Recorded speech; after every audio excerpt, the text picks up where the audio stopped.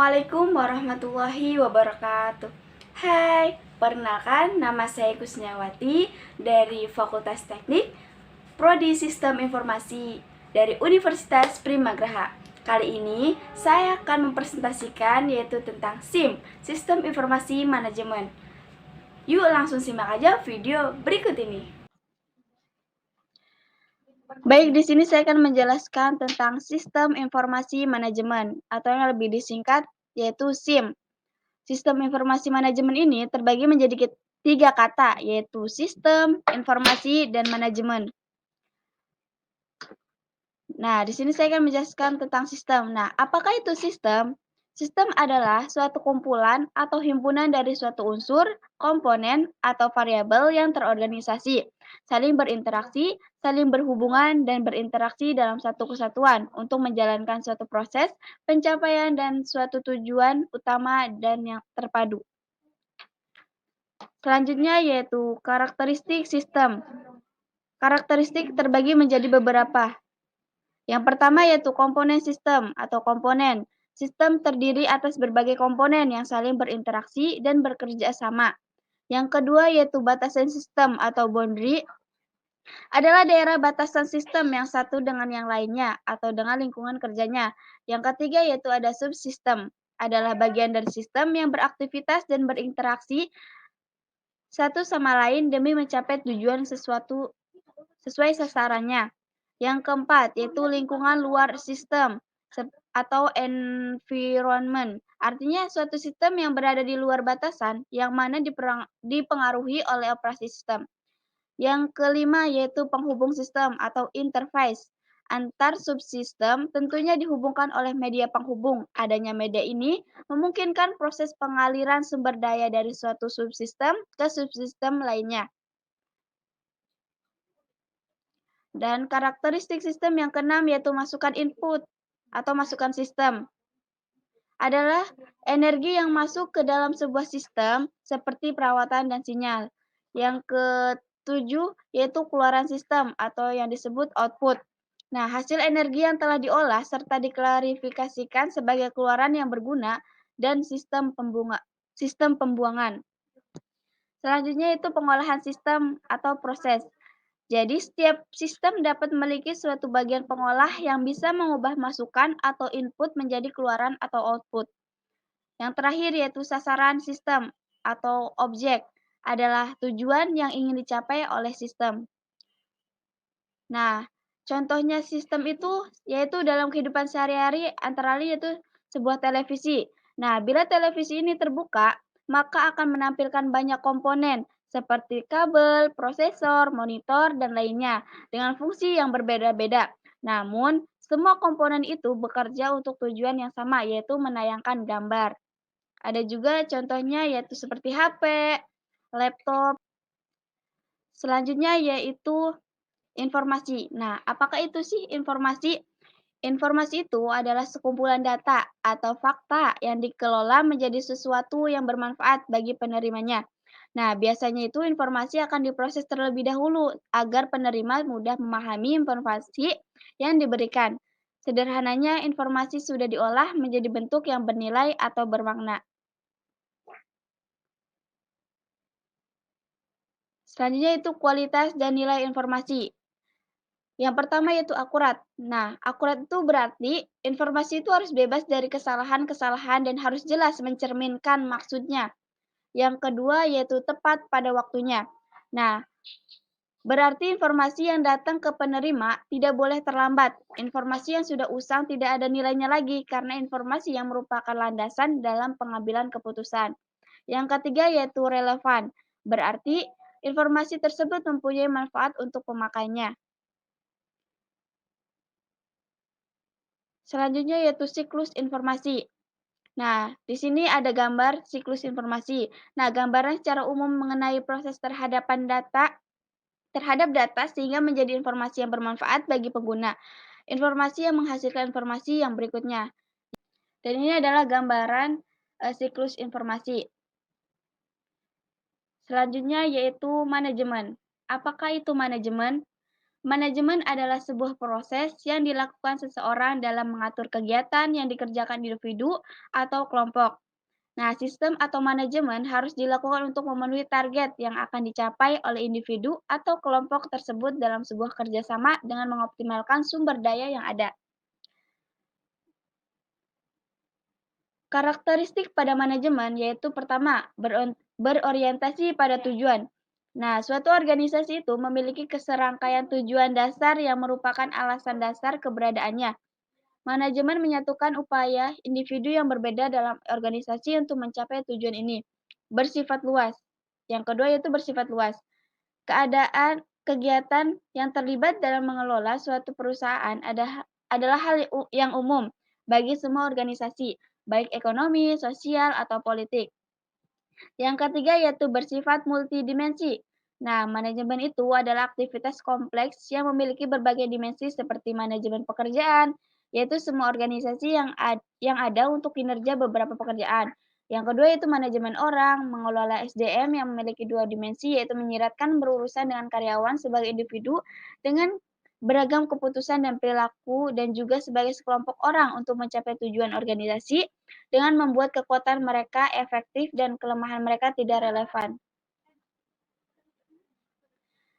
Yang ketiga yaitu manajemen operasi. Nah, ini membutuhkan proses produksi yang memerlukan aliran bahan input dan teknologi untuk mengubah input ini menjadi output yang diinginkan untuk konsumsi.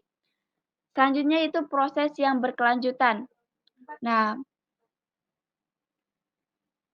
proses manajemen adalah serangkaian fungsi yang berkelanjutan, komposit, tetapi terpisah, yaitu perencanaan, perorganisasian, pengarahan, penempatan staf, dan pengendalian.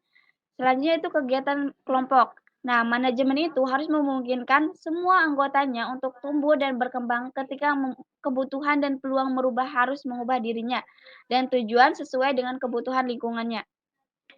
Yang selanjutnya yaitu kekuatan yang tidak terwujud. Nah, manajemen juga adalah kekuatan yang tidak terwujud atau yang tidak berwujud, yang tidak dapat dilihat, tetapi kehadirannya dapat dirasakan dalam cara fungsi organisasi.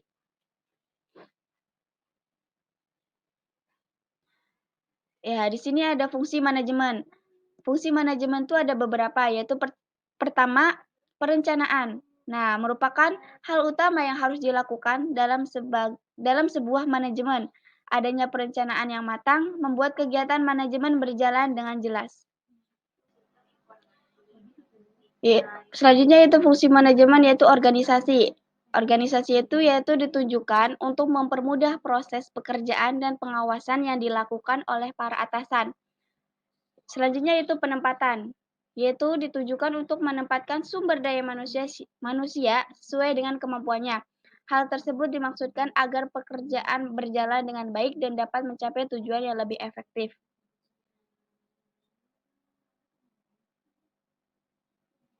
Selanjutnya yaitu pengarahan. Nah, fungsi manajemen itu juga sebagai pengarahan, yaitu yang dilakukan agar segala sesuatu yang dilakukan oleh perusahaan dapat berjalan seperti yang diinginkan. Selanjutnya yaitu pengawasan, yaitu dilakukan agar pekerjaan dapat berjalan dengan baik dan pihak atasan dapat langsung melakukan evaluasi jika terjadi suatu masalah. Dengan adanya pengawasan, perusahaan akan bergerak mencapai tujuan dengan baik dan efektif. Selanjutnya yaitu sistem informasi. Nah, apakah itu sistem informasi? Sistem informasi itu adalah kombinasi dari teknologi informasi dan aktivitas orang yang menggunakan teknologi itu untuk mendukung operasi dan manajemen. Istilah sistem informasi yang sering digunakan merujuk kepada interaksi antara orang, proses, algoritmik, data, dan teknologi. Sistem informasi yaitu ada prinsip-prinsipnya, yaitu pertama, efektif dan efisien. Nah, sistem informasi yang distandarkan harus merupakan arahan baku yang paling efisien dan efektif dalam proses pelaksanaan tugas. Jadi, jika pada pelaksanaan pekerjaan dirasa sistem tersebut menyulitkan, tidak efektif dan efisien, maka sistem tersebut harus diubah agar sistem bisa berjalan dengan efektif dan efisien. Yang kedua yaitu mudah dan jelas. Sistem informasi yang distandarkan harus dapat dengan mudah dimengerti dan diterapkan oleh semua karyawan, bahkan dapat digunakan dengan mudah oleh orang yang sama sekali baru dalam pelaksanaan tugasnya. Yang ketiga yaitu selaras. Nah, sistem informasi yang distandarkan harus selaras dengan sistem pada proses yang terkait. Selanjutnya yaitu yang keempat, terukur. Nah, hasil keluaran dari sistem informasi terdokumentasi yang distandarkan mengandung standar kualitas tertentu yang dapat diukur pencapaian keberhasilannya. Yang kelima yaitu dinamis. Sistem informasi yang distandarkan harus dengan cepat dan dapat disesuaikan dengan kebutuhan peningkatan kualitas pelayanan yang berkembang dalam penyelenggaraan administrasi perusahaan. Yang keenam yaitu fokus pada pihak yang berkepentingan. Sistem informasi yang distandarkan harus mempertimbangkan kebutuhan pihak-pihak yang berkepentingan, needs of interested parties, sehingga dapat memberikan kepuasan kepada seluruh pihak yang berkepentingan. Nah, komponen selanjutnya yaitu kepatuhan hukum. Sistem informasi yang distandarkan harus memenuhi ketentuan dan peraturan-peraturan perusahaan yang berlaku. Yang terakhir yaitu pengesahan. Sistem informasi yang distandarkan harus ditetapkan oleh manajemen sebagai sebuah produk hukum yang ditaati. Selanjutnya yaitu komponen pada sistem informasi. Nah, komponennya itu terdiri dari perangkat keras, yaitu berkaitan dengan piranti fisik, seperti printer dan juga komputer. Yang kedua yaitu perangkat lunak, yang berhubungan dengan semua perintah atau instruksi yang membuat perangkat keras bisa memproses data. Yang ketiga yaitu prosedur, yaitu sekumpulan aturan yang dipakai untuk menjalankan sebuah proses data dan juga untuk menghasilkan output sesuai dengan yang dikehendaki. Yang keempat, yaitu orang atau manusia. Semua pihak yang memiliki tanggung jawab di dalam pengembangan sistem, pemrosesan, dan juga penggunaan output informasi. Yang kelima, yaitu database, sekumpulan hubungan, tabel, dan lain sebagainya yang saling berkaitan dengan penyimpanan data. Yang terakhir yaitu jaringan komputer serta komunikasi data, yaitu suatu sistem penghubung yang digunakan untuk mengkoneksikan sumber atau resource yang digunakan dan diakses secara bersama-sama serta diakses oleh beberapa pengguna. Nah, di sini penerapan sistem informasi. Yang pertama yaitu e-commerce, yaitu di mana setiap kebutuhan transaksi jual beli barang atau jasa dapat dilakukan secara online melalui aplikasi berbasis web maupun mobile. Contoh dari platform bisnis yang menggunakan e-commerce adalah Tokopedia, Amazon, Bukalapak, Shopee, dan lain sebagainya. Yang kedua yaitu e-learning. Nah, merupakan sistem informasi untuk mengelola berbagai aktivitas seperti pembelajaran, pengolahan data, pendidikan, dan peserta didik, serta informasi yang berhubungan dengan dunia pendidikan. Yang ketiga yaitu Fleet Management System atau VMS, merupakan SI, sistem informasi yang membantu proses monitoring armada logistik dan pengiriman barang supaya proses tracking menjadi lebih sistematis dan terpusat. Yang keempat yaitu KWS atau Knowledge Work System, yaitu sistem informasi yang memuat berbagai data terkait ilmu pengetahuan. Kemudian, informasi tersebut diolah sedemikian rupa sehingga dapat diakses oleh pengguna untuk memecahkan sebuah masalah dengan tepat. Yang kelima yaitu Office Automation System atau OAS, merupakan sekumpulan sistem yang menggabungkan beberapa peralatan IT pada perangkat server untuk kebutuhan jaringan komputer. Selanjutnya yaitu TPS atau Transaction Processing System, merupakan sistem informasi yang digunakan oleh organisasi maupun perusahaan untuk kegiatan operasional bisnis tertentu secara rutin atau kontinu. Proses implementasi dari TPS adalah kegiatan transaksi keuangan, registrasi ulang, dan aktivitas administrasi yang lainnya. Nah, yang selanjutnya yaitu peranan di dalam manajemen nih, yaitu menyediakan layanan yang dapat dipakai sebagai dasar perencanaan, pengawasan, hingga pengarahan yang dilakukan pihak manajemen data yang dihasilkan lantas akan digunakan divisi atau departemen lain yang membutuhkannya untuk menjalankan tugas.